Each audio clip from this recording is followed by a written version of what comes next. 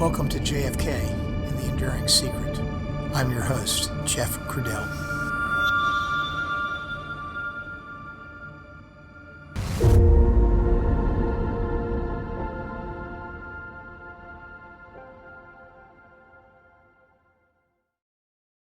Hello, everyone, and welcome to JFK, the Enduring Secret on YouTube. Today is the debut of our very first mini-series on the tube, and it truly is a wander. So much so that we decided that the wander deserves its own name. So we're calling it Mysteries of the Enduring Secret. Not everything about the JFK assassination is a big mystery. But then again, on the other end of the spectrum, there are more than a handful of big mysteries inside this case. A case that overall remains an enduring secret. About 2 years ago, I returned a phone call one day from a man whose name was unfamiliar to me. His name was Rick Russo. Little did I know that Rick had been a catalyst in getting episode number 6 produced for The Men Who Killed Kennedy. He had found my podcast, and now I had found him. To make a long story short, Rick and I quickly became friends, and over time, our focus on the JFK assassination led to the idea that we should engage in a series of episodes together for JFK, the Enduring Secret. Rick has a superb understanding of some of the most arcane aspects of the case. You've heard it before on this show that the eye is blind to what the mind cannot see. I've been studying this case for almost 35 years, and in just about every phone call with Rick, I've learned something more about the assassination. It took a little coaxing from me to get him on the tube, and Mysteries of the Enduring Secret comes to us from 12 stories identified by Rick himself. And you'll hear the first one today on JFK, the Enduring Secret on YouTube. Most people don't realize that the White House is a military post. The White House Guard is there to protect the president. And the president, of course, is the commander-in-chief of the armed forces. Upon the death of the president, the captain of the White House Guard assumes temporary command of the White House, and he or she does so until such time as the captain is relieved of command by the newly sworn-in president.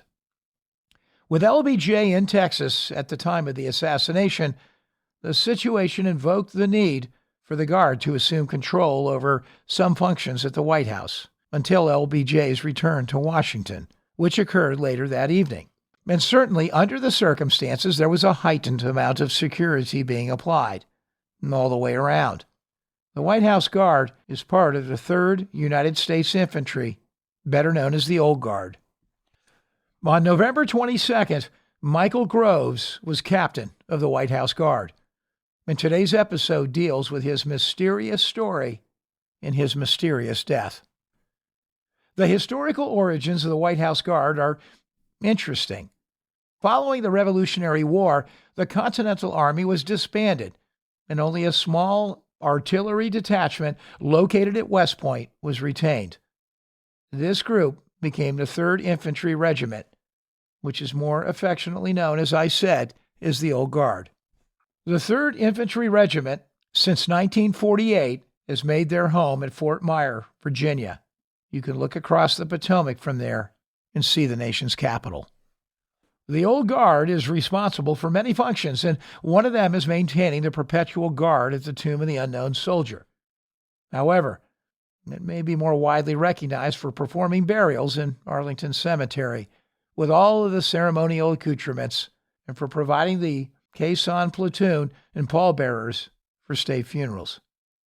The Old Guard is the oldest active infantry regiment in the United States Army, so it's fitting that this unit should bear the responsibility for the supervision, direction, and performance of funerals. Perhaps there is no more poignant symbol at a state funeral than a riderless horse. A horse which is considered a symbolic representation that the deceased was mounted in this life and will continue to be mounted in the hereafter. Perhaps the most famous riderless horse was Blackjack, named after General John J. Blackjack Pershing, the general made most famous by World War I. Although the death of President Kennedy brought the old guard and its military traditions into the national spotlight, the activities surrounding the funeral also brought tragedy to the members of the 3rd Infantry Regiment. Captain Michael D. Groves, the officer responsible for the military arrangements at the funeral of the president, died of a heart attack just 10 days later on December 3, 1963, at home while dining with his family. He was 27 years old, and he was a captain responsible for the training and the supervision of the body bearers, those who did the death watch, the rifle firing party, and the caisson escort for the services at the White House, the Capitol, and Arlington Cemetery. According to a speech after his death made on the floor of the House of Representatives by Congressman James G. Fulton of Pennsylvania, Fulton would say, Captain Groves worked day and night to handle the arrangements, and he overtaxed himself. That was the official story of Michael Groves.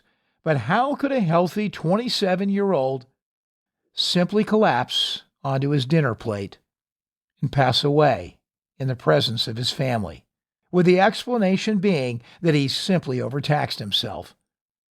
Is that what really happened? Now, in this episode, we'll dive right into this mystery of the enduring secret.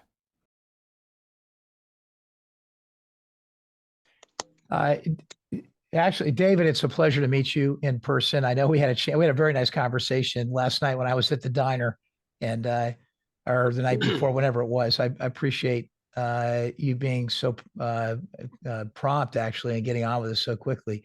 We're having a lot of fun with this. I just, before we get started, well, it's nice to have an alternate platform. This has, been a story that needed to be told for decades.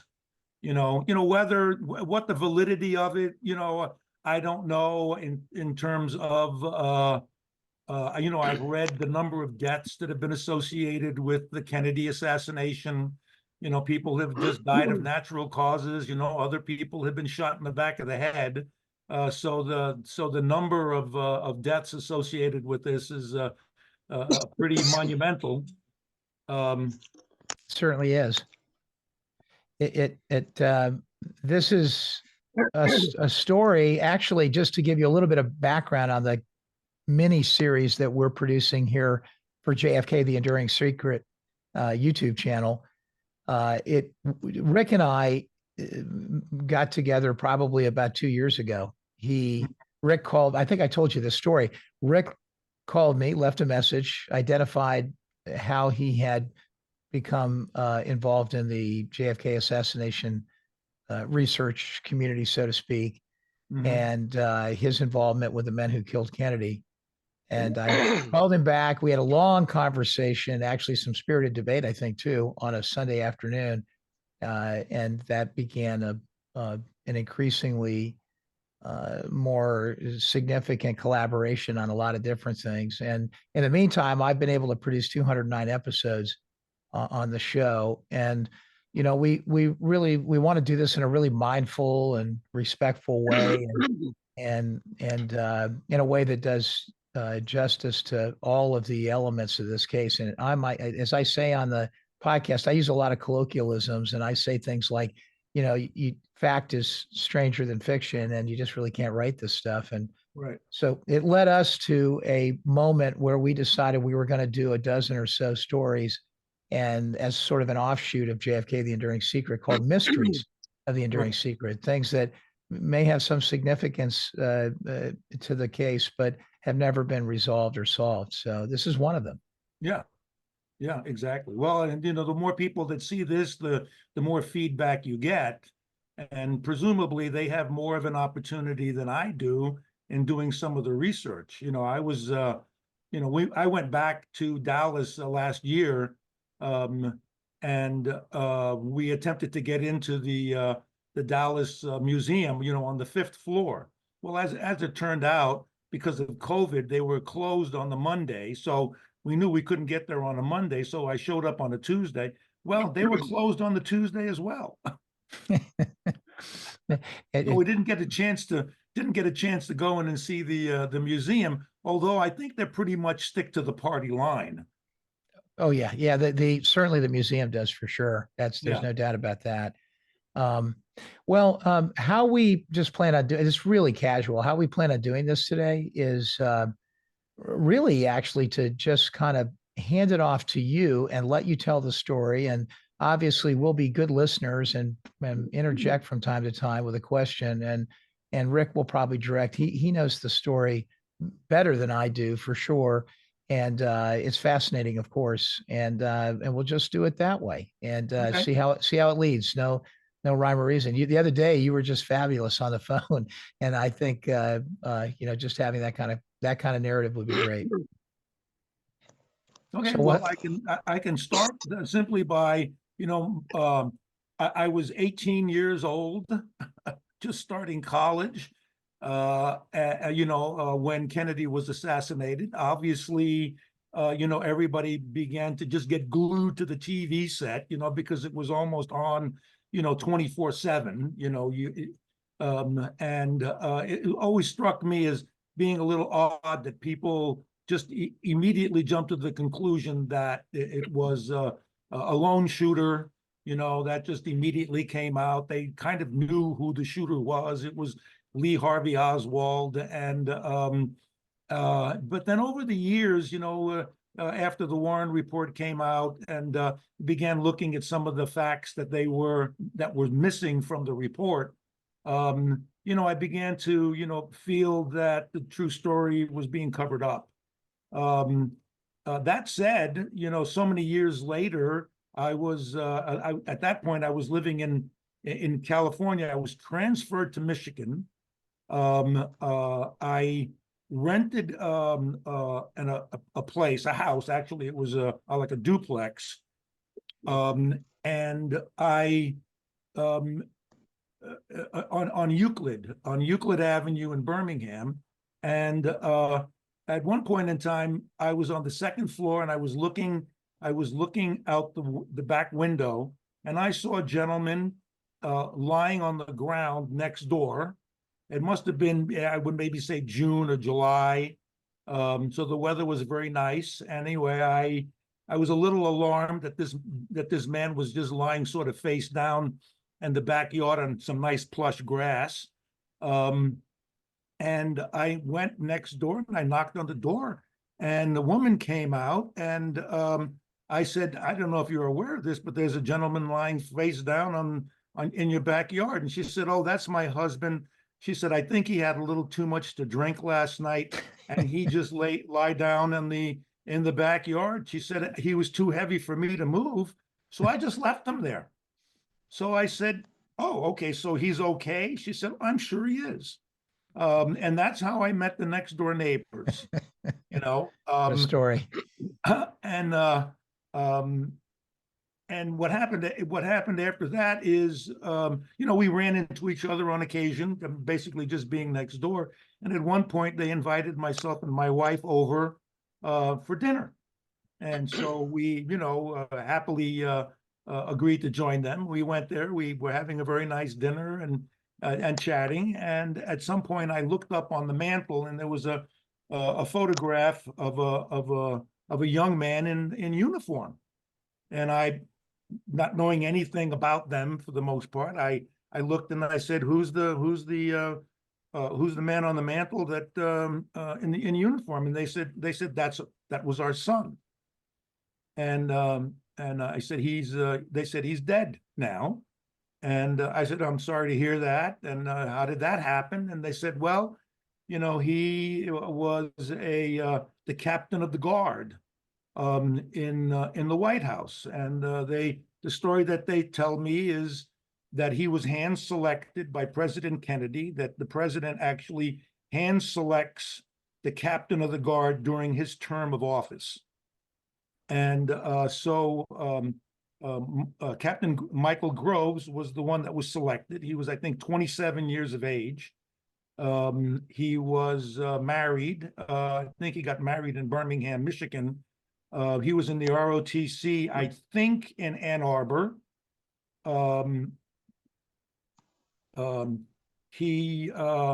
I think his family had some influence with Birmingham, because Birmingham, they call it Birmingham High now, but it used to be called Groves High.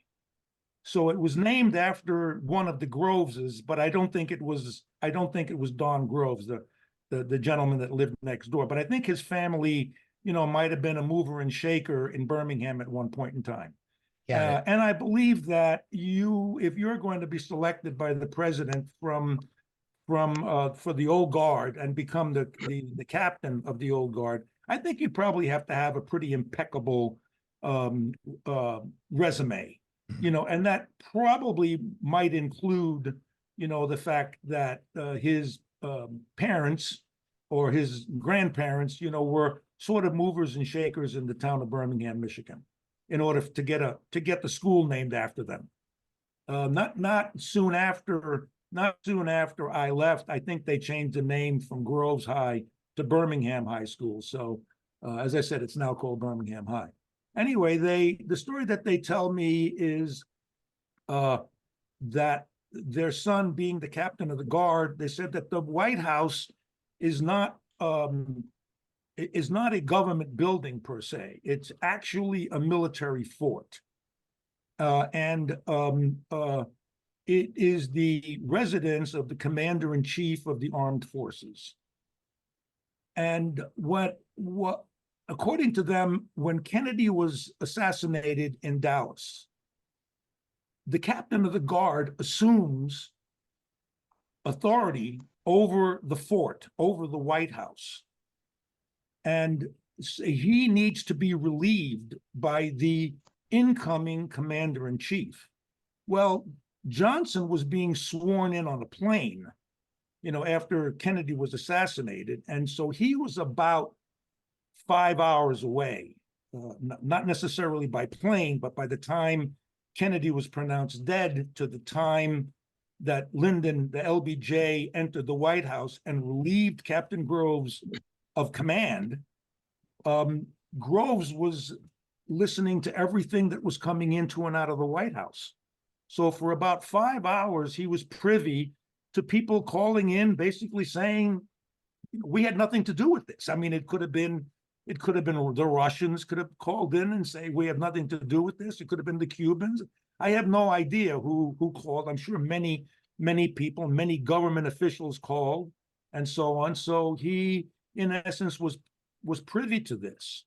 They believe that that caused them to want to off him. And they believe that he allegedly on the November 25th had a heart attack at 27, was in fine physical condition, as most of the members of the honor guard are, and the family believes he was poisoned.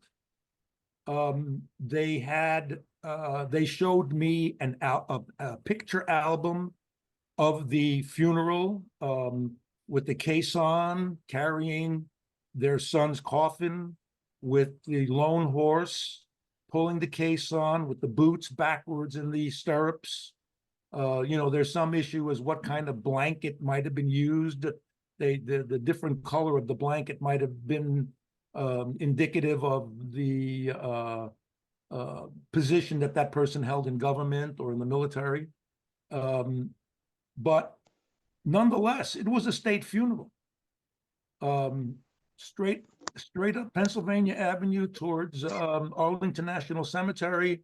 And that was, according to the White House and according to our Arlington National Cemetery, he died on the 3rd of December and was buried on the 6th of December.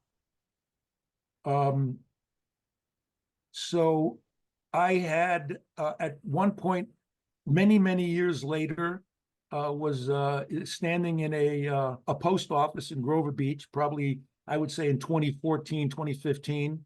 And I was waiting to mail some packages, and there was another gentleman there by the name of David Smallwood.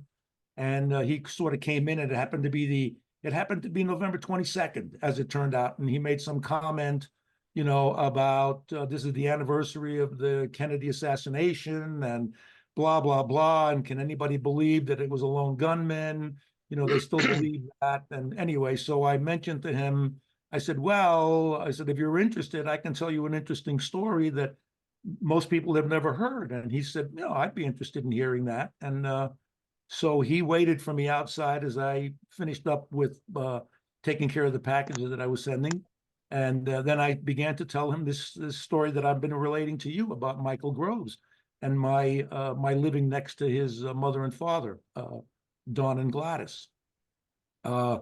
As it turned out, he published a local paper, and he said, you know, this is a kind of this might be an interesting story. Why don't we look into this? So for the next few months, we began tracking down, you know, anybody who was still alive. You know, we tracked down a couple of other soldiers at that time, but the one person that we really kind of dug into was Bobby Hayden.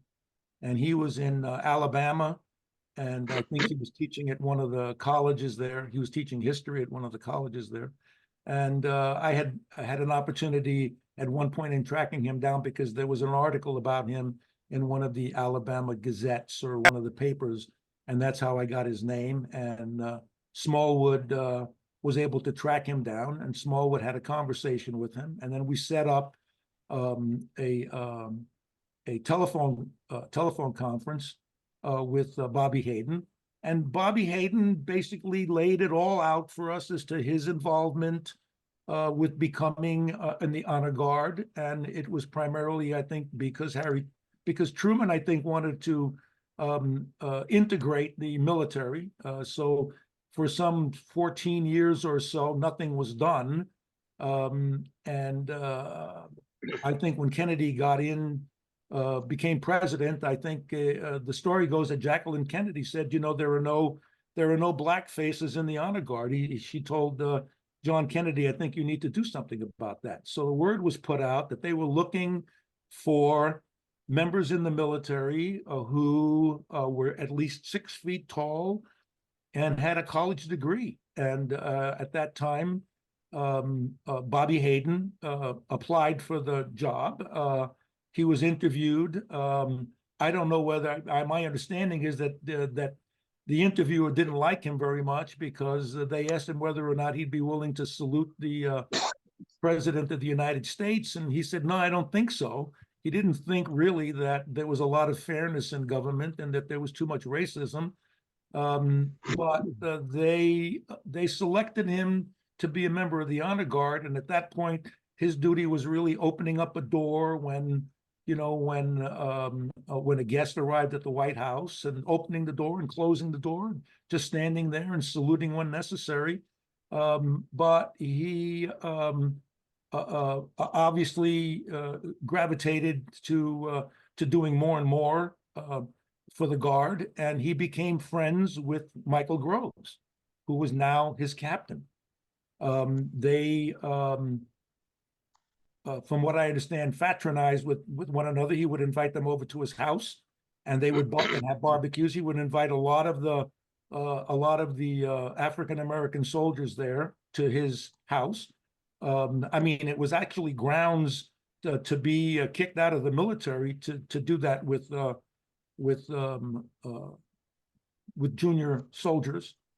And but I think they just left Michael Groves alone, and he became friends with what was known. There were 7 members of the honor guard that were African American, and they called themselves the Magnificent Seven. So Bobby Hayden was one of the Magnificent Seven.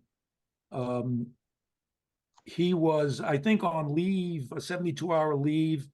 Bobby was, when he heard that President Kennedy was assassinated. He immediately went back to the barracks and did whatever duties he had to do.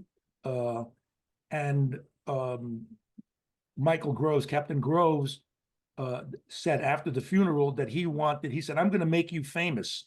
He said, "You're going to be the first person to stand guard at the eternal flame."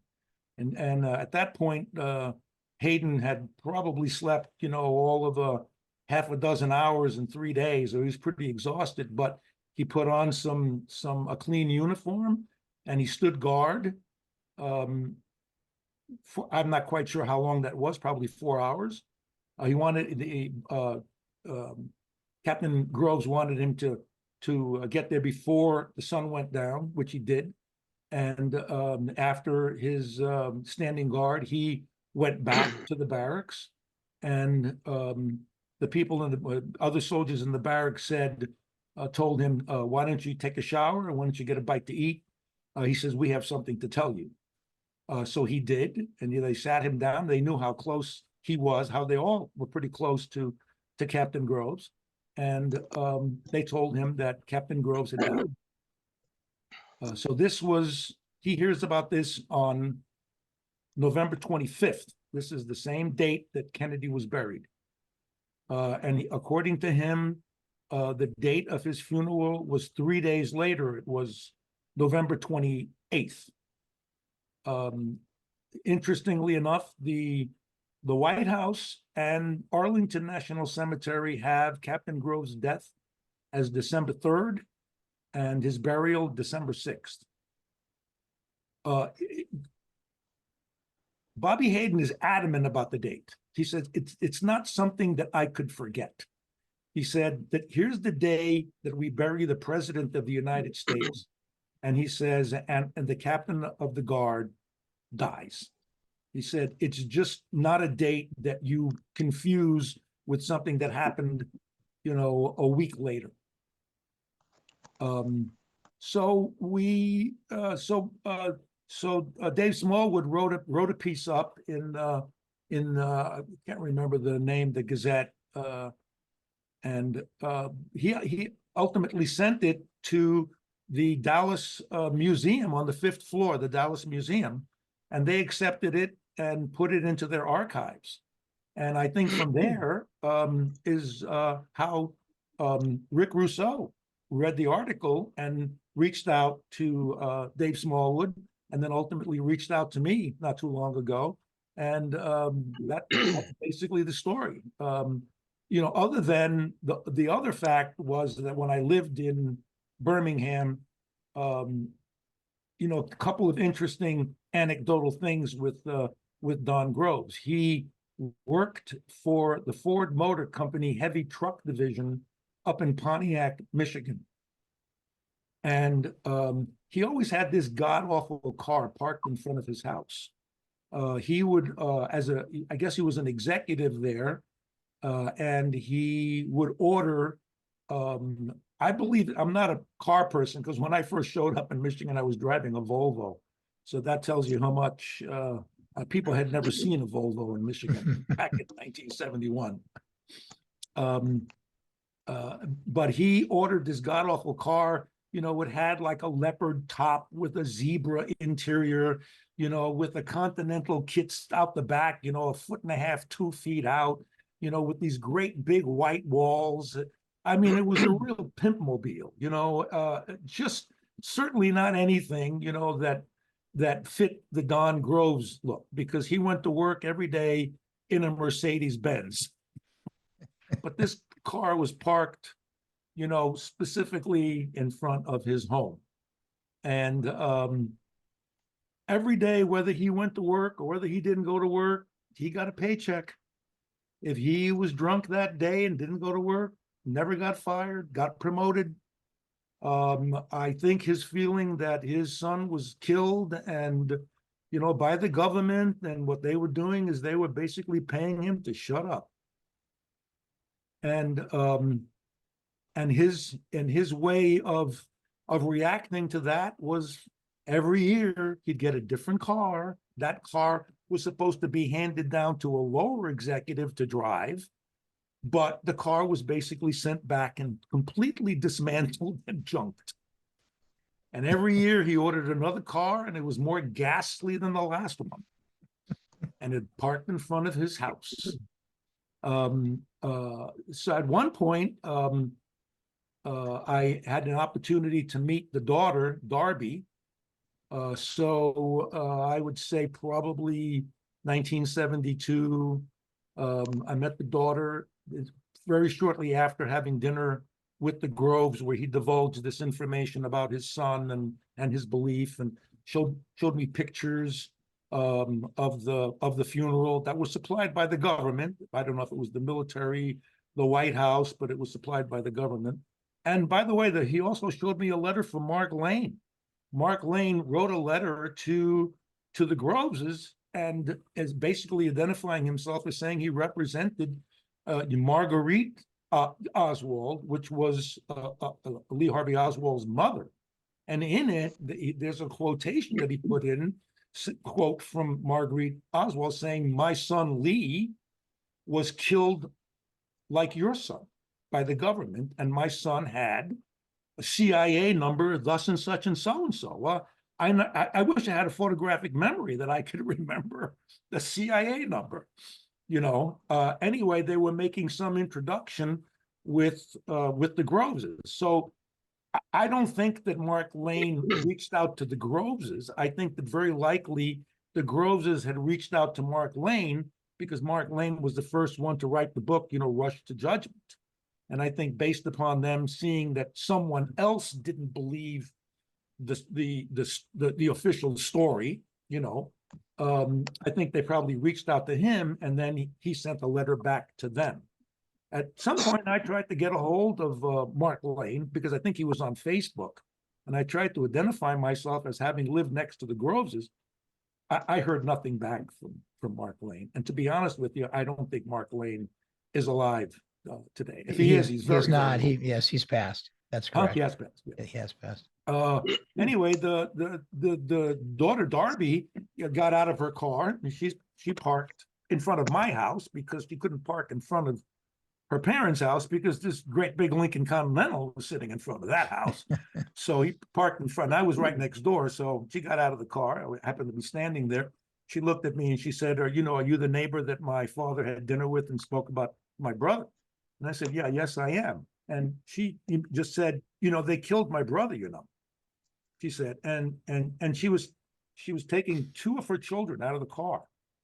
And she said, and they threatened me. They told me that if I didn't shut up, that I wouldn't see my kids, that they'd take my kids away from me, or they would commit her, something to that effect. And it was a they. So she didn't say, it was this person or that person. It was just a they.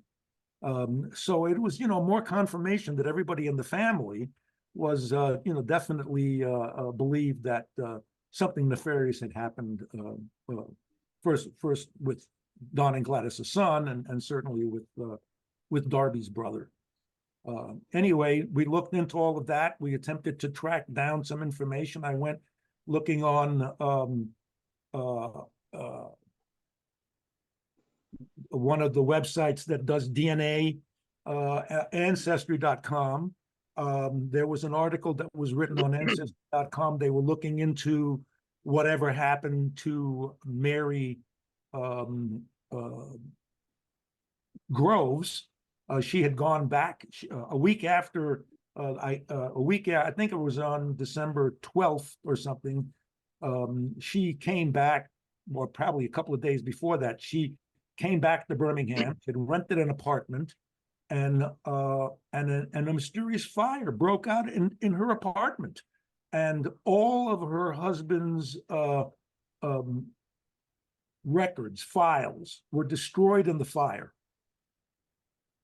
And I think that, I don't know whether or not there were two photo albums, one perhaps in Captain Groves's widow's possession, and one in Captain Groves's parents' possession. But I certainly saw one of the photo albums of the funeral. And I certainly saw the Mark Lane letter that was written to Don and Gladys Groves. So interestingly, I moved back to California in 1975. And 3 years later, Darby died. I don't know what she died of, but she was in her 30s, I gather, at the time. And she predeceased both her parents. Um, and that's pretty much the story that I have to tell. Every once in a while I go back and I think of some other little tidbit, that I remember. And I said, oh, I should have mentioned that. But there's just, I've read articles about all of the people who died, that's been kind of connected in some way, with the Kennedy assassination, whether they were on the grassy knoll, whether they heard shots coming from, the grassy knoll, or from the book depository or whatever.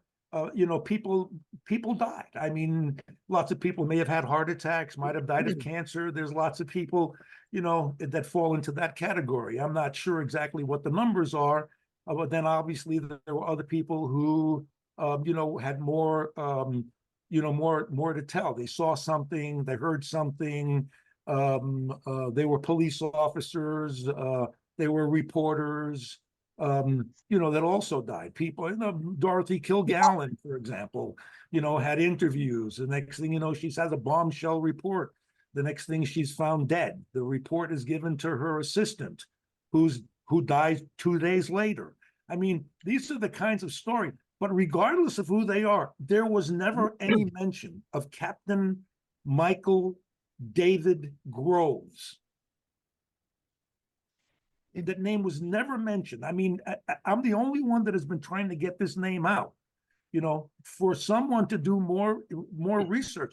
Was he embalmed? The 27-year-old captain of the guard at 27 dies of a heart attack. Who determined that? Yeah, quite. Yeah, I was going to say a couple of questions for you. Did the family ever express a position or a conclusion on what they thought was the reason for the delay or the error in the dates of his death? I mean, it doesn't seem, particularly if it was such a public event that might have been chronicled in so many different ways, perhaps in the paper or otherwise, that they would still be able to have his funeral and still have a more than a week's difference between the actual date that. Yeah, no, and you know what? That wasn't brought up then, and the reason that I'm bringing it up is because I subsequently was looking up the date of his death in the White House, in some White House papers, and also at Arlington. So in one of the White House documents, it mentions that he died on the 3rd and he was buried on the 6th. And the headstone at Arlington National Cemetery says the 3rd and the 6th. But that wasn't brought up by the Groveses at that time. They never mentioned that to me. I hadn't heard about that. The only thing I heard about was after the fact. In other words, after I looked into it, I said, I don't get it. These two dates are completely conflicting. So you never. One of the reasons why I was talking to Bobby Hayden. Bobby Hayden then goes, no, he didn't die on the 3rd. I was notified that he died the day Kennedy was buried.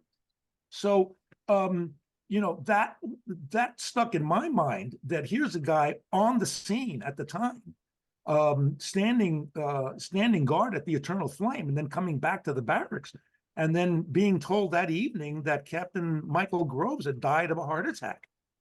So the numbers, Bobby Hayden says, no, that's a wrong date. And his response to that was, oh, they got it wrong. They made a mistake. It was very busy.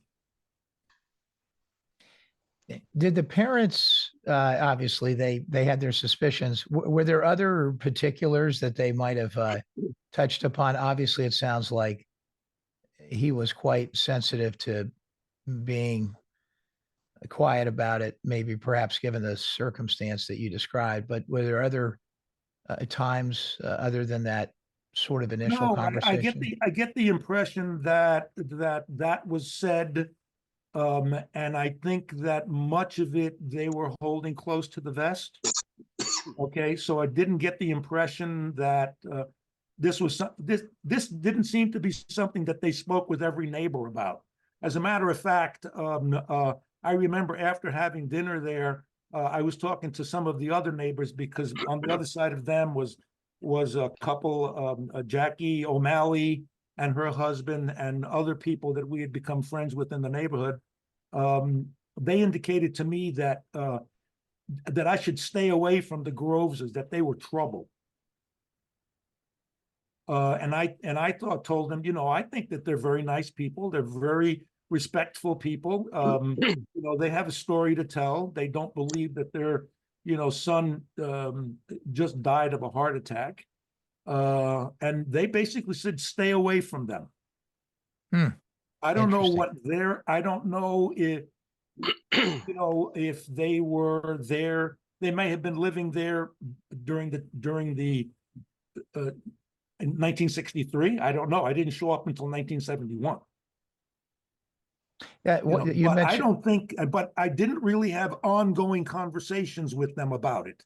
It just appeared to me that this was something that they spoke about. They didn't want to talk about it anymore. In other words, they didn't want me to know any more than they had already said.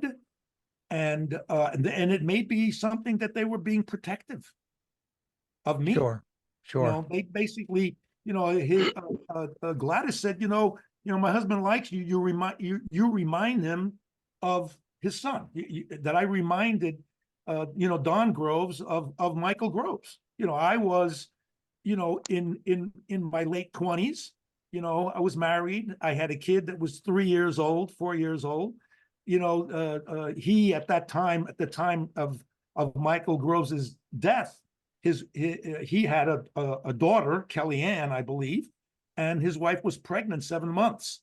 So my wife and I and son at that time were about the same age as his son, wife, and child were then. And I guess I had my appearance was similar to his son, and I think he took to me. That basically all I can surmise. Did you ever subsequently catch up with Mary? Was there some sort of? No, as a matter of fact, I attempted to. Only thing I was ever able to find out was I think she remarried. Her last name became Johnson. I mean, as if that's not that's a hard enough name to track down anyway, Right. So Johnson, and I don't know whatever happened to her. And even in the Ancestry.com piece, they don't know what happened to her. They were never able to track her down. They were actually asking for people to, if they had any information, to please come back to them with it. I don't know if she left Birmingham. I never met with her in Birmingham, and I don't believe she was living in Birmingham at the time. I never, in the years that I lived next to him, I didn't see her show up at Don and Gladys's house, nor did I see the grandkids show up. The only grandchildren I saw show up were Darby's children. Interesting. How about the autopsy report? You touched upon that briefly before. Were you ever able to gain access, or was anyone else ever? One would think there should have been one, because I don't think when you die of a heart attack at 27, that you have to have an autopsy. I mean, it's certainly in California, that's a requirement. Unless you've been suffering from some terminal illness like cancer, or dealing with cardiovascular diseases, for years and years and years, and then all of a sudden you die. It may not be necessary, depending upon your age, if you're over 65 or something like that, to have an autopsy. But if you're younger than 65 and you die, in California, there's a law that you have to have an autopsy. So I don't know what it was like in Virginia or in Washington at that time, what the requirement may or may not have been. And I don't know that there is an autopsy. It would be interesting to find out. Were you, I think you may have mentioned perhaps in our earlier conversation before we got together for this taping, that you may have tracked down and reached other members of the Guard. And if you did, can you comment, were there other comments made by them regarding this whole Yeah, circumstance? the only thing that I can say about not only my contact with them, but also Dave Smallwood's contact with them, is they all had a sort of a canned response. They all repeated almost exactly what they were told. If you spoke to any one of them, they all sounded exactly the same. When you ask him, was there any chatter about the assassination being done by the Russians or the assassination by the Cubans? Was there any of that chatter going on amongst the members of the military? Everybody says no. Um, Nobody was talking about that, and everybody. It's kind of like it reminded me a little bit of the movie The Manchurian Candidate, where nobody likes this particular officer, and yet anytime someone says, "Well, what do you think about so and so?" they would say, "Oh, he's the kindest, bravest, most wonderful person I've ever had the opportunity to meet." That's what they would come out with. That would be kind of like just this mechanic basically telling you this story. But in reality, in the movie, nobody likes him. Everybody despises him. But when asked what they think about him, they immediately come up with the same statement. Interesting. That's So that's quite a story. Quite a Yeah, story. and the other point that I was going to make is we contacted one person and we spoke to the wife instead of the husband because the husband was suffering from dementia, perhaps Alzheimer's. I think she said he's got Alzheimer's, and it wouldn't be any point talking with him. So we spoke with her. She was also, obviously the husband was based in Washington, so I guess so was she. And she basically said the same thing. In other words, the same thing that the other participants at time was saying, she was saying the same thing. So they were told this story, that's what they ran with. And other than the fact that what they were doing at the time, whether they were retrieving the casket or attempting to retrieve the casket from the plane, because that was part of the cemetery squad there. That's what the honor guard did, in essence. Besides being the public face of the White House, they were involved in funerals and they were involved in retrieving the caskets and so on and so forth. Besides many of these people talking about when we got there, the Secret Service would not let us do our job. They told us to move away. They didn't want us to handle the casket, so on and so forth, and how they followed them. How they followed the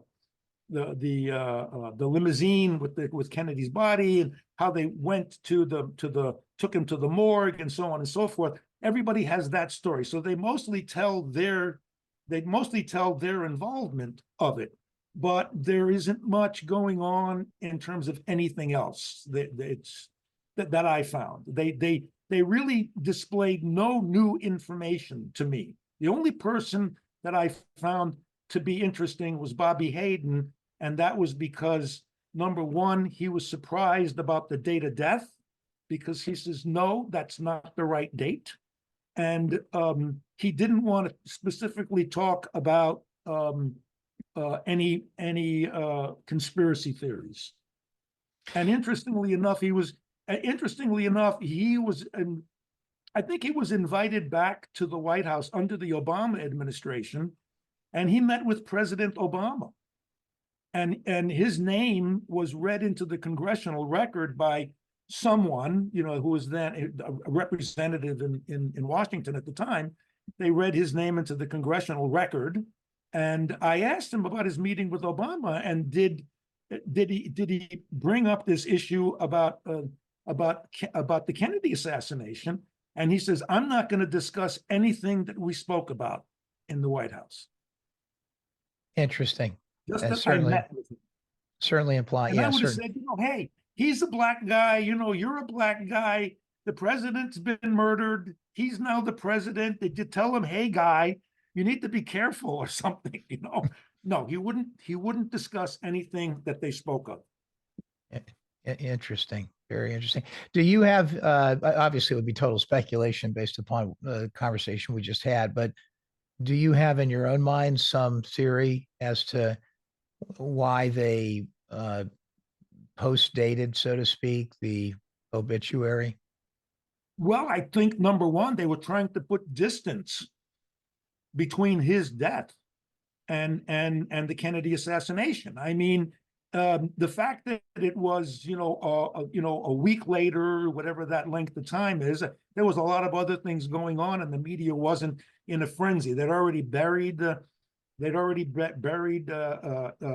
Kennedy. Lee Harvey Oswald was buried as well. I think may very well have been on the very same day. Could have been on November 25th. I'm not sure. But he was disposed of pretty quickly. And Captain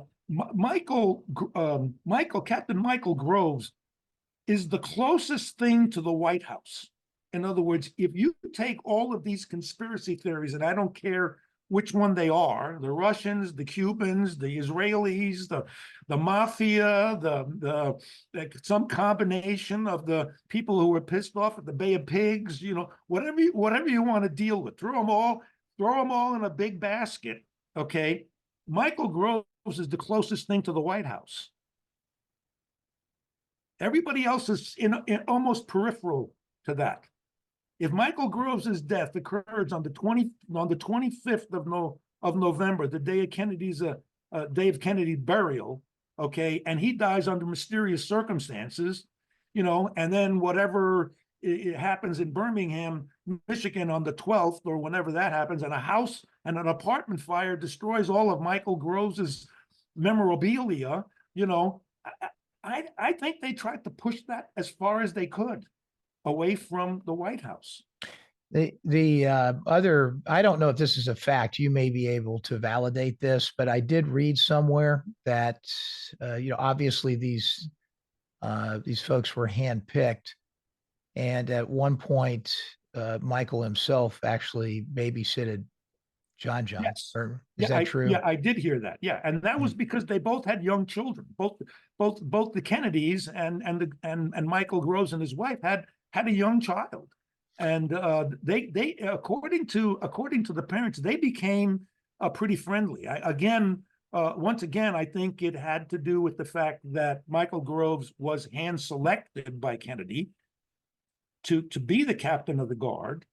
And again, I'm not sure, it would be very interesting to talk to some military people, because I don't know whether things have changed at the White House, and what the parents were telling me, that it is in fact the military outpost, and that that 3rd Regiment or whatever, that the guard basically protects the commander-in-chief of the armed forces. How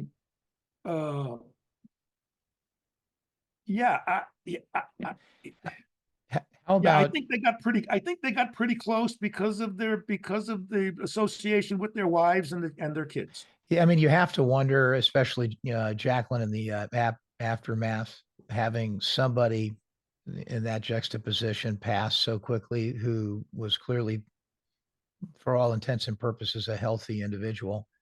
And I would think, well, where did Jacqueline Kennedy go? She ran to Onassis. yeah, no doubt, no doubt. I mean, she wanted to leave the country. Well, I think she also probably ran to Robert Kennedy as well. I think the relationship that they had. Oh yeah, I no, think also was. But look what happened to him. Yeah, for sure. Yeah, absolutely. Rick, I know we have you on mute, but I know you're probably chomping at the bit to ask David questions. Actually, what I wanted to say is how I found out about the Captain Michael Groves story to begin with. I think I was one day just surfing the internet, and I came across an excerpt that was from a book called JFK, The Dead Witnesses by Craig Roberts and John Armstrong. And they had a story that basically stated Captain Michael D. Groves, who commanded the JFK Honor Guard for Kennedy's funeral, died under mysterious circumstances 7 days after the funeral. While eating dinner, he took a bite of food, paused briefly as a pained look came over his face, then passed out, fell face down into his plate, and he died instantly. On December 12th, his possessions and mementos, which had been sent home to Birmingham, Michigan, were destroyed in a fire of mysterious origin.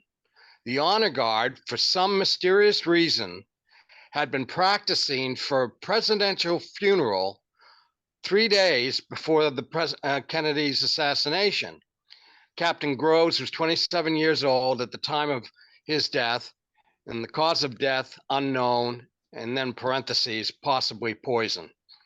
Now, that was basically what the so-called JFK research community was speculating about why this man had died, because he and his honor guard were rehearsing for the death of a president that coincidentally was just 3 days before the assassination.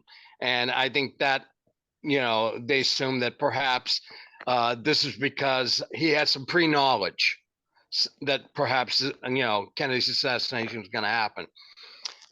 Well, I looked into that aspect of the story, and what I found out was it was not uncommon for the honor guard at least twice a month to rehearse for these kind of things to begin with. But at that time, people were concerned about President Herbert Hoover, and he was ill to the point where people started to think, well, maybe we should be prepared for this. And it was Hoover's possible funeral that they had been rehearsing just a few days before the Kennedy assassination. So obviously there's no connection there at all with that story. But nevertheless, and I think you found this to be true as well, David, if you go on the internet to try to find out anything about Michael Groves, other than the article that David Smallwood wrote with you, and a couple of other things, it's almost like he doesn't exist. And in fact, I don't know if you tried. I actually went online to the JFK library, typed in his name, just to see what they said about this man who had a very important job at the White House, as you stated, and nothing comes up at all under his name at the JFK library. And then I thought, well, maybe I'm just doing it wrong. But for the heck of it, I typed in one of the other honor guard members' name in that group, James Felder, Right. and his name came up 6 times. Right. So you almost get the sense that somebody is trying to erase the existence and the story of the life of Michael Groves for whatever reason. Yeah, that's certainly the impression that I got. And not only do I feel that they are attempting to erase him, as I said, when I lived in Birmingham, Michigan, the local high school was called Groves High. Subsequently, right after that, or shortly after that, it became Birmingham High. So I think they're getting rid of the name Groves altogether.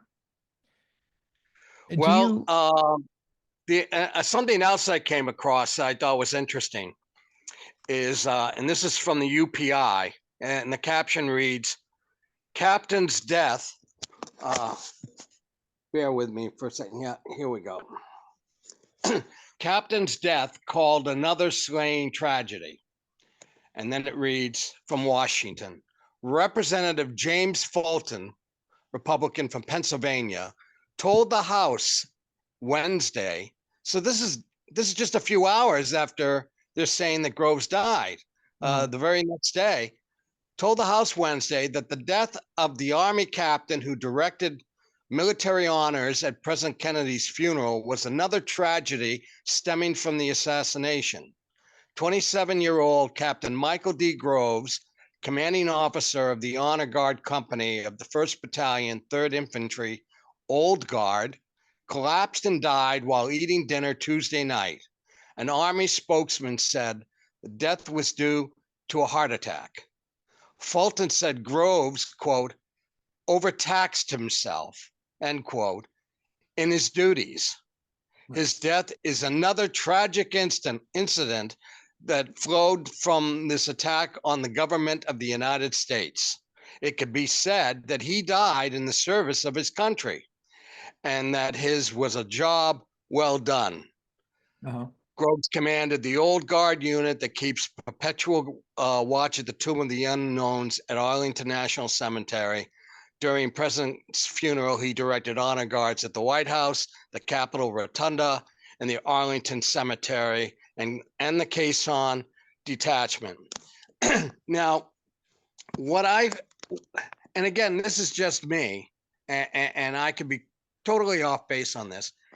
It's almost like a misdirection is going on here. You've got somebody in the House of the Congress talking about the death of Michael Groves. He's given a funeral so similar to President Kennedy's that somebody who happened to be witnessing this going on thought that they were doing a recreation of Kennedy's, funeral for a movie or something. Right. And then I think you told me, I can't remember, so I thought I'd toss it to you. How far did you tell me that Groves was buried at Arlington from President Kennedy's grave? I don't know that. I don't know that I mentioned that to you, and I don't think I know that. But I can tell you that in my conversation with Don and Gladys Groves, that they that when they were going down Pennsylvania Avenue, with the lone horse, with the caisson, with the whole routine, that looked very much like what happened with JFK. And they were under the impression by people that were just standing around that it was more or less a reenactment for some kind of a documentary. Right. Okay, that's the way they felt what was going on there. And they were more or less being isolated from anybody, from any reporters or anybody like that. In other words, if that's what people were led to believe, they wanted them to continue to be led to believe that. Yeah, Well, I was just going to say that I just wonder what gave his parents and his sister such a definitive sense of the fact that they think that he was poisoned and that he was murdered, as even though the heart attack story makes no sense for a young man his age and in his shape. But nevertheless, what made them feel so definitively that, that this was not a heart attack? There's one person that's missing out of all of this, and supposedly that's supposed to be the eyewitness to his death, and that's allegedly his wife. Yeah. Right. Mary, and she's sure. nowhere to be found. Yeah, I was just going to say that. I mean, she, interestingly enough, I think if she were just around his age, she'd be in her late 80s right now if she were still alive.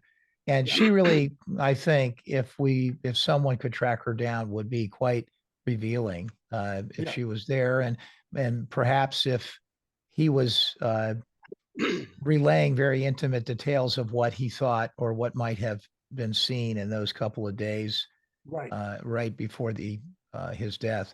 I think that's a really critical thing. I think if there's one opportunity, it's that person. And of course, to what extent, if she's not alive, that she passed some of that down to Kellyanne and perhaps her second child that she was pregnant with and obviously Michael Groves's sister, had much the same feelings as the parents did, and I believe it might very well have come, from Groves's widow, from Captain Groves's widow. She had firsthand knowledge of this. That's the story that was being fed to everybody. That, he went home, he was having dinner, he had a heart attack, he fell face first, into his food. This is the kind of routine, that the powers that be basically wrote down, and this was what everybody said when you spoke to them, whether it be Felder, whether we spoke to anybody else that was out there, that was the story. One has to wonder about the extent of the funeral, though. There are some very specific criteria for an individual being eligible for a state funeral. I think you have to be at a certain rank within the military, and I'm certain it's above captain. And there is a notable I exception, understand it is above captain. and I think there's a notable exception for the Yeah. commander in chief. So if you're the president, you're afforded a state funeral. So why it does beg the question when he was not eligible, as probably as heartfelt as it might have been for the military to want, especially in that moment of mourning, generally to want to do something quite special, particularly for somebody in the old guard that was close to him and had prepared his own funeral. Certainly, some poetic element to that. But at the end of the day, why would they bring more attention if something were more nefarious? I think the one question, and it does sound quite nefarious if if you ask the basic question around this, but why would they bring so much attention by giving him a state funeral? Was it a way to assuage his parents? Maybe, I perhaps. think I don't so. know. Yeah. I think so. And it's another question. I don't know. They're basically talking about how they started out from the White House. Okay. So that means that his body had to be moved. Because if he was brought to the hospital, he was probably brought to Walter Reed because he was an Army guy, as opposed to Bethesda, which is a Navy thing. So then and if he went to a morgue, then he had to then be moved. So allegedly, this whole thing started out at the White House. I don't know where that casket was and where it was brought. For all we know, he died in the White House. Well, that's why we're calling. That's why we are calling this, mystery of the enduring secret. May I read you one more version of the official story? This comes from William Manchester's book, Death of a President.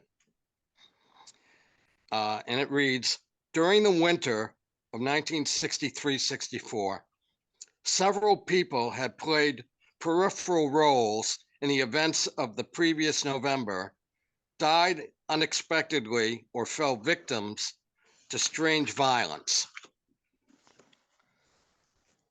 So had the 27-year-old captain who had been Lieutenant Sam Byrd's superior officer throughout the Capitol's ceremonial farewells to the president. The previous September, he had passed his regular Army physical. His cardiogram had been normal. 10 days after the burial in Arlington, he took a day off and toppled over at his dinner table, the victim of a heart attack. Right. Now, again, that's about one of the only other things you could find about this whole story.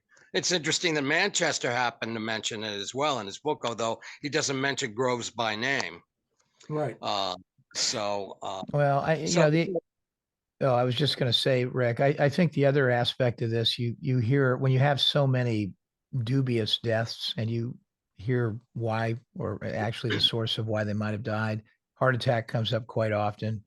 And obviously, as a military officer and part of the Army, as you indicate, he would have gone to Walter Reed and they would have controlled the autopsy there.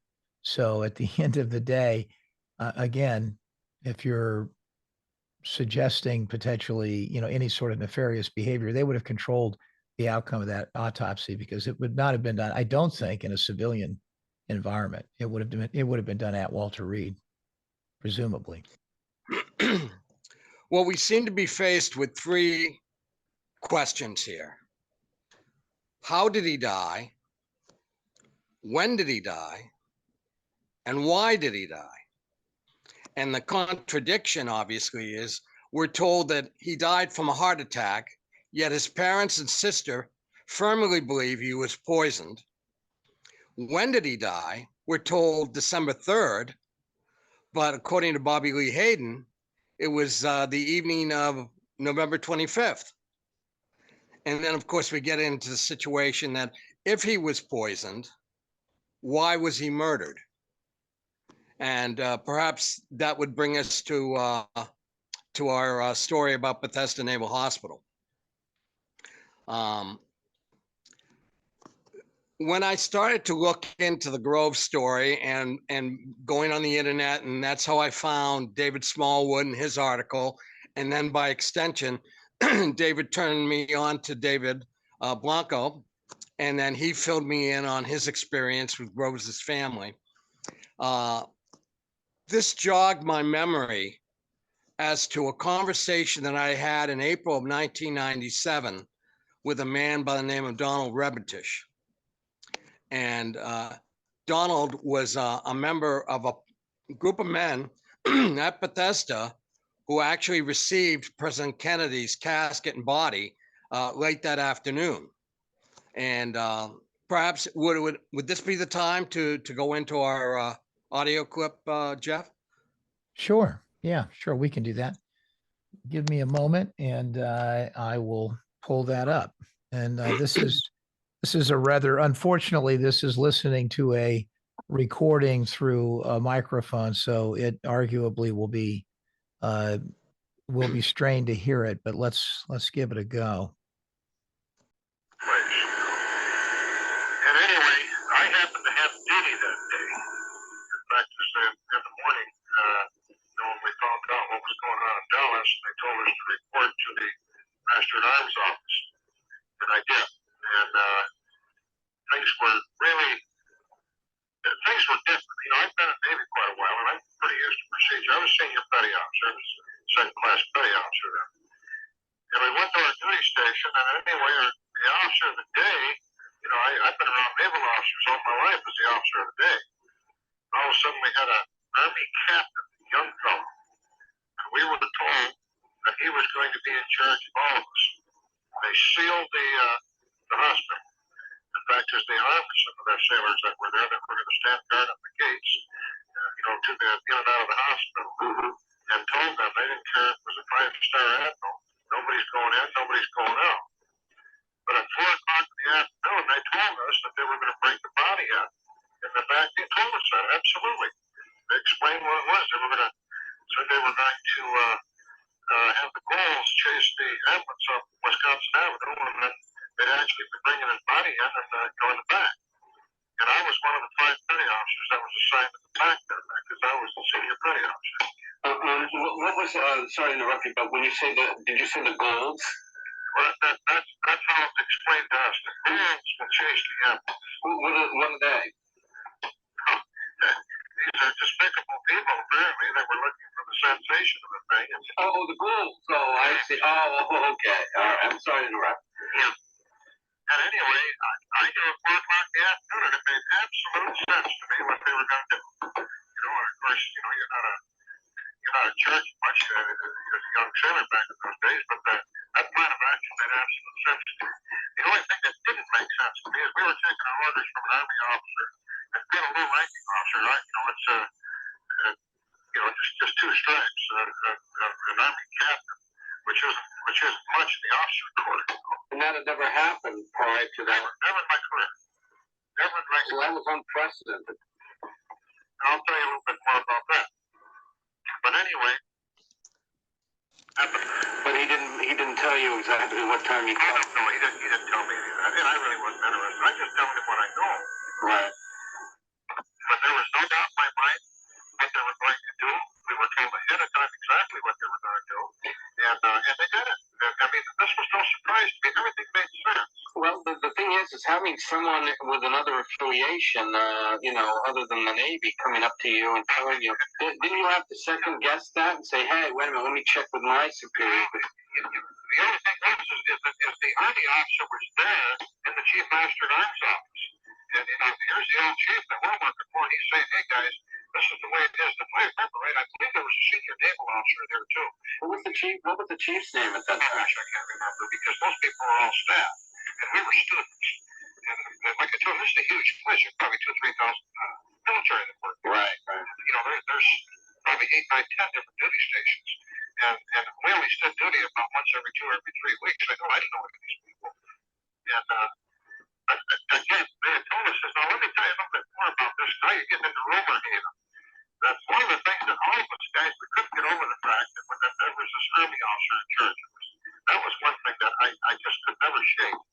And then when we started asking you questions about it, then, you know, and again, it's probably all just bullshit, but the story that we got back from the powers to be down there was that this young guy was under so much stress that he ended up having a heart attack and he died. Of course, we just dropped it all after that. Didn't know if it was true or not, really didn't give a damn. It was just so different, you know. He absolutely took over our duty station. Wow. He was the man that was in charge of us. And it was absolutely an army officer. And he was a captain in the army. It's incredible. And he was probably, you know, 33, somewhere around there. He looked very old. Well, if he was that old, maybe he was 30. But I've told you everything I know. Well, I really appreciate. I'll reiterate what basically happened in my conversation with, when I interviewed Donald Rebentesh in April of 1997, you know, I was just doing it to get his overall story because I was of the understanding that he, and at that time the belief was, well, along with Dennis David, had received President Kennedy's casket, which was a shipping casket, you know, 20 to 30 minutes before Jackie Kennedy arrived in front of Bethesda in a gray ambulance carrying the bronze casket from Dallas. And so one of the things that jumped out during that interview with Rebentesh was the fact that he would, and to the day, you know, many years later, it still stuck with him.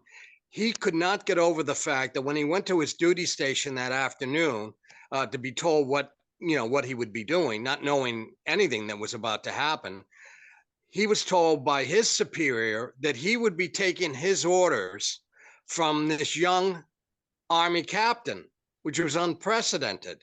An Army captain in a naval setting giving orders never happened before, during, or since. So in any event, Rebentesh ends up taking his orders from this captain, and they receive Kennedy's casket around 6:30 in the evening. But the interesting part is, David, is that they were told by this Army captain around 4 o'clock in the afternoon that they would be receiving the president's body, and that there would be another casket in a gray ambulance that would be arriving in the front of the hospital, and that was a diversion. So he knew ahead of time, you know, that this was going to happen, and it made perfect sense to Rebentesh that they would be doing this kind of thing for security reasons, you know, this diversion, if you may. Right. But the person who's overseeing this whole operation, who knows ahead of time that they will be receiving the casket at this particular time around 6:30 at Bethesda and bringing it into the morgue, is a young Army captain who then Rebentesh finds out sometime after that he died within a week later. Now, in my opinion, he's describing Captain Michael D. Groves. Now, it would make sense to me if they needed somebody that they could trust to oversee such a situation of, in a clandestine manner, bringing in the body of the president, unbeknownst to everybody, you know, for the reasons, whatever reasons they were doing it, they could probably trust, you know, the captain of the White House Honor Guard with this job. And so I believe that with the knowledge of what he participated in, and perhaps other things that he was aware of that took place after the fact at Bethesda that night, was almost dangerous knowledge. And who knows over that weekend who he told or what he said that perhaps, you know, created, and again, this is speculation, but, you know, created a situation that ultimately caused his death.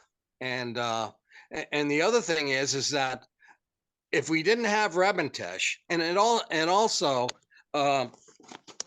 Reventesh was interviewed 7 years before I did by author Harry Livingstone. And Livingstone just had a brief sentence in a book he wrote called Killing the Truth, where he states that Reventesh told him that Reventesh remembers the color guard captain and said that he died a week later from the strain. So that's something that Reventesh didn't even tell me as far as mentioning a color guard captain.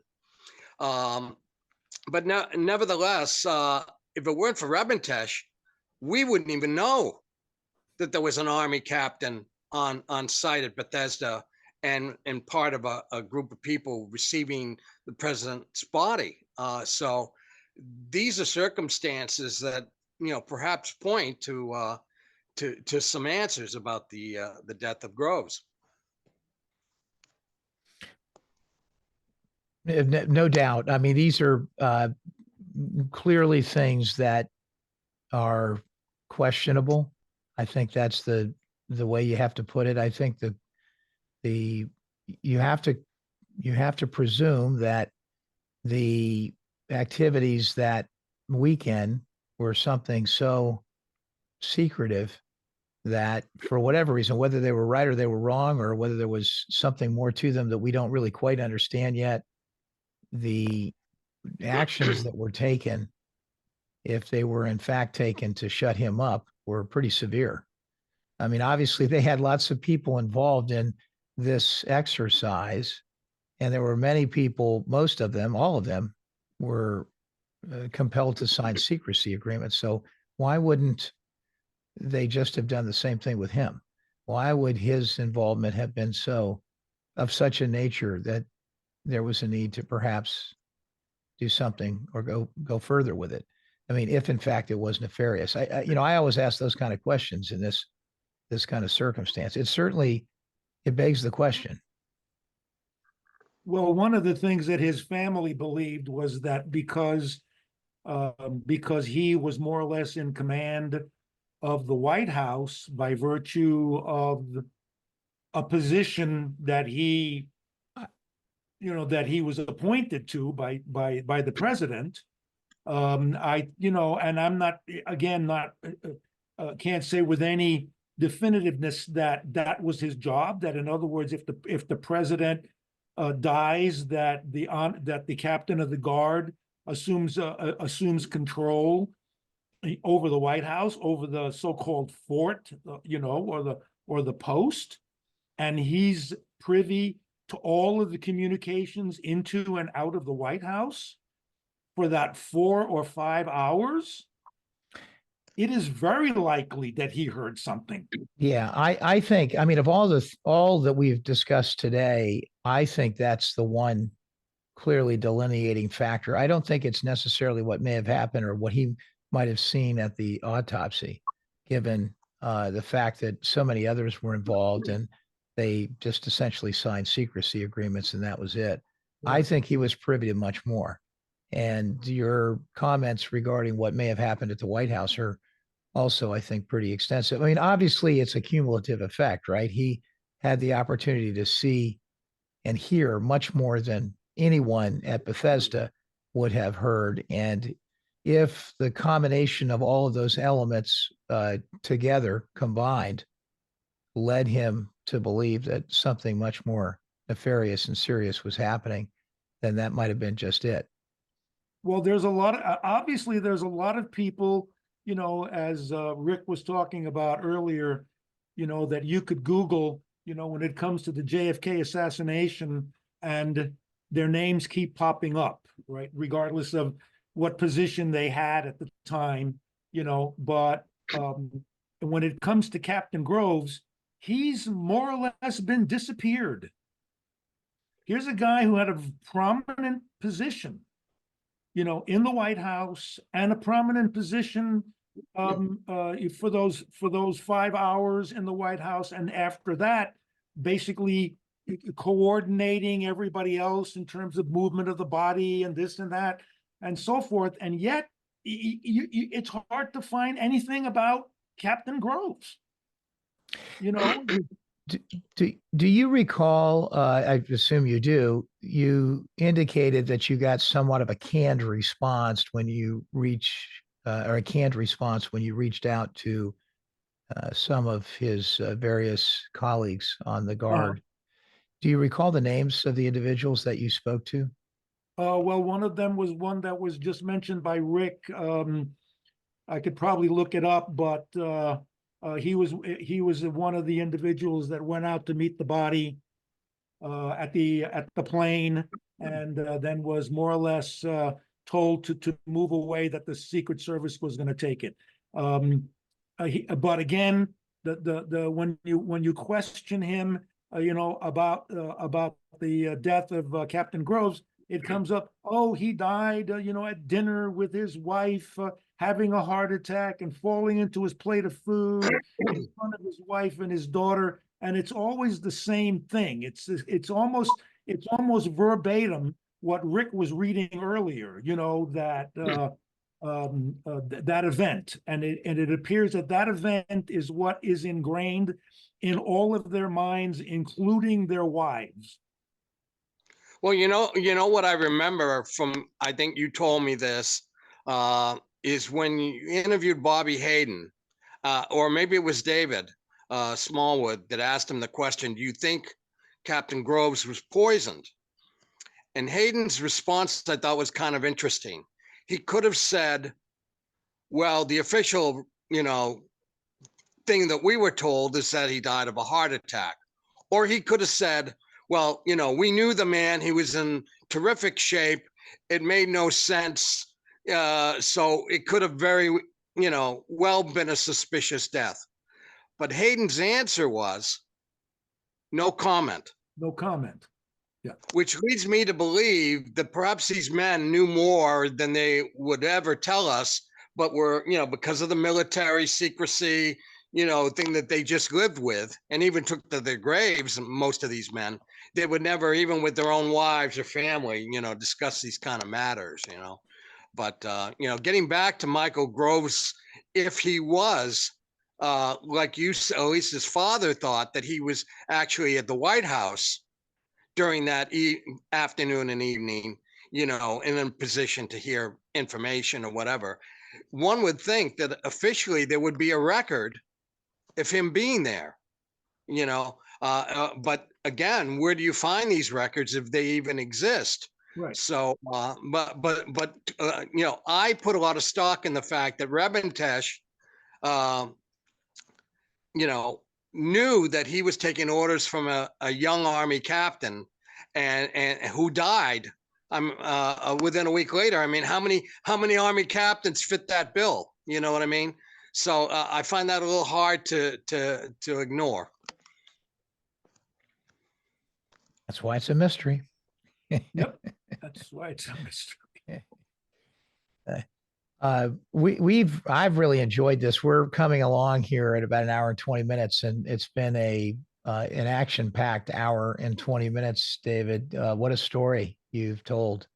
I can't wait to get it out and get it circulated. And of course, the conversation is always more rich when Rick is in it, as you can hear by some of the questions that he asked.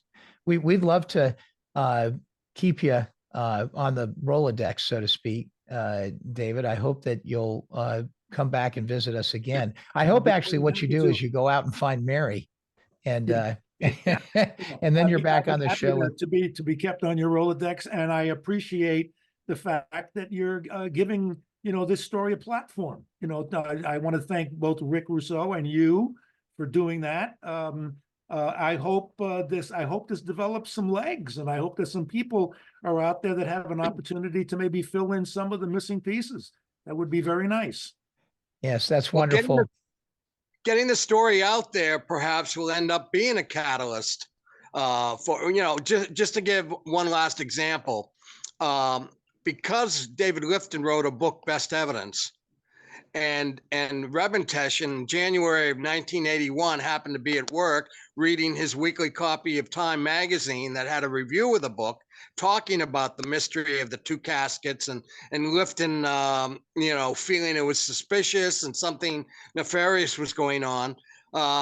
After reading that, Rebentesh took offense to it because, as far as he was concerned, this was an operation that they knew ahead of time was going to happen. There was nothing nefarious about it. It was, in his mind, standard operating procedure, to have diversion as part of a security measure and so forth and so on.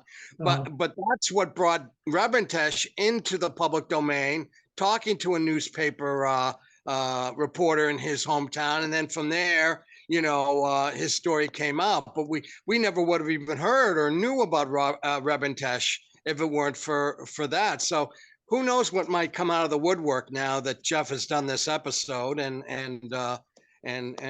perhaps there is some serendipity to all of this. No doubt. Well, just like there was happenstance, David, with you ending up right next door to the Groves, correct? Exactly. And then in the postal line, right next to David Smallwood. Sometimes that's just the way it works out in life. Just to, I want to make sure that everybody here has no suicidal ideations. Right. It's almost like when I watched an interview with Tucker and that guy Andrew Tate. He kept putting in, I'm not considering suicide. I just want everybody to know I'm not considering suicide, because there's so many people in this end of the business that end up dying by suicide. Yeah, we don't want to be I know Jeff and I plan to see a cardiologist sometime next week. I got to tell you, I eat a lot of fatty foods. Who knows, right?